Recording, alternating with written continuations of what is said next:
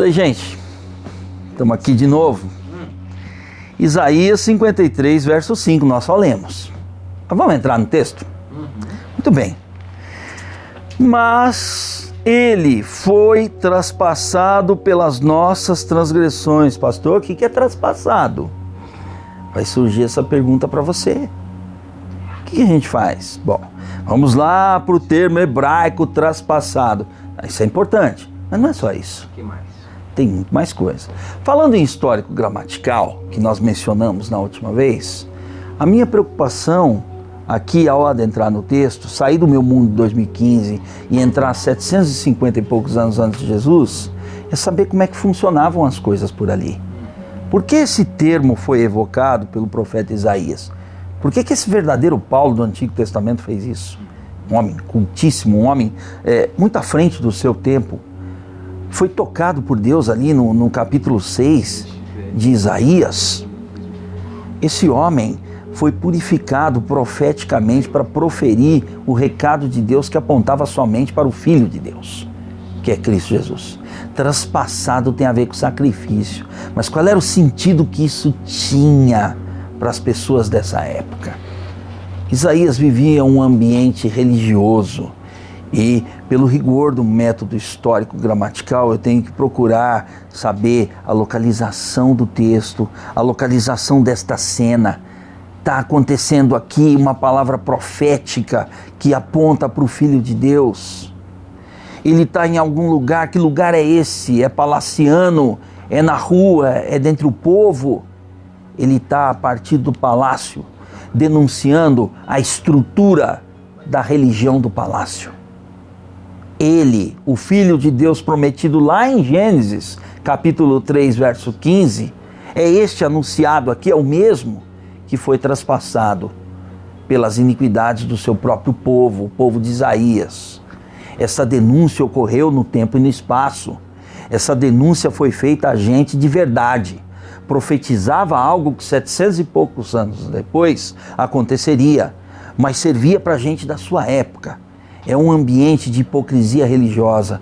É um ambiente onde se acendia uma vela para Deus e outra para o diabo. É um ambiente onde as pessoas precisavam evocar aquela mensagem que foi profetizada lá em Gênesis, que os israelitas haviam esquecido daquilo que era a verdadeira aliança com Deus.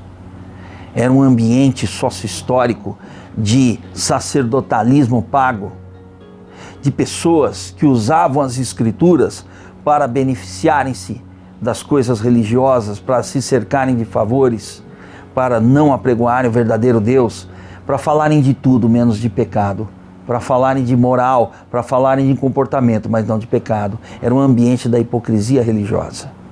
Esse era o ambiente sócio-histórico de Isaías. Isaías, na verdade, não estava à frente do seu tempo. Isaías estava colocado bem no centro do seu tempo, para que o seu tempo pudesse vislumbrar o Salvador prometido.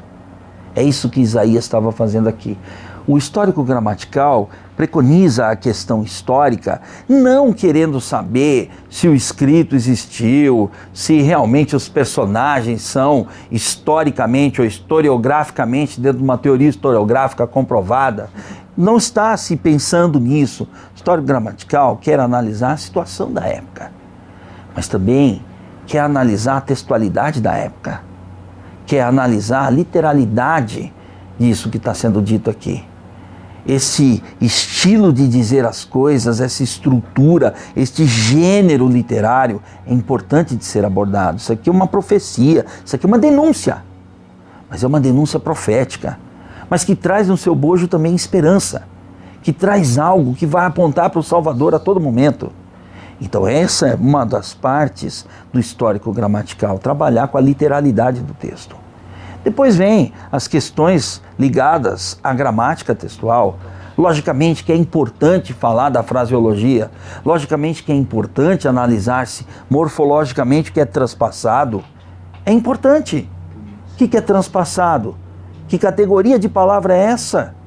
Que verbo é este?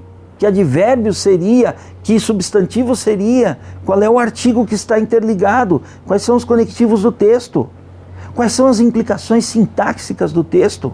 as funções que essas palavras desempenham aqui neste enunciado? E qual o aspecto semântico para que nós possamos então, e só então, fundamentar a nossa compreensão teológica do texto?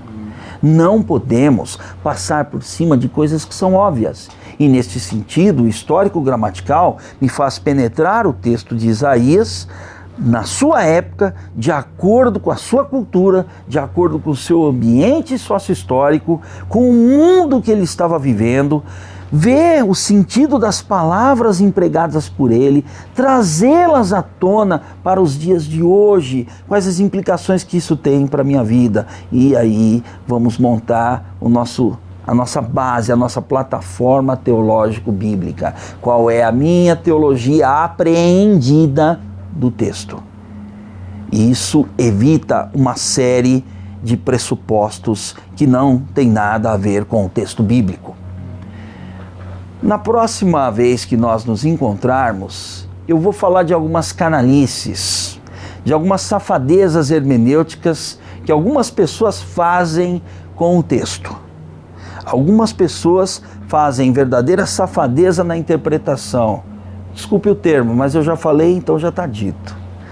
E também nós vamos falar da falta de recursos que alguns irmãos sinceros e honestos têm ao perscrutar o texto bíblico. E vamos sugestionar alguns caminhos interessantes e alguns referenciais bem importantes. Deus abençoe a sua vida, a sua família e o seu ministério em Cristo Jesus. Amém.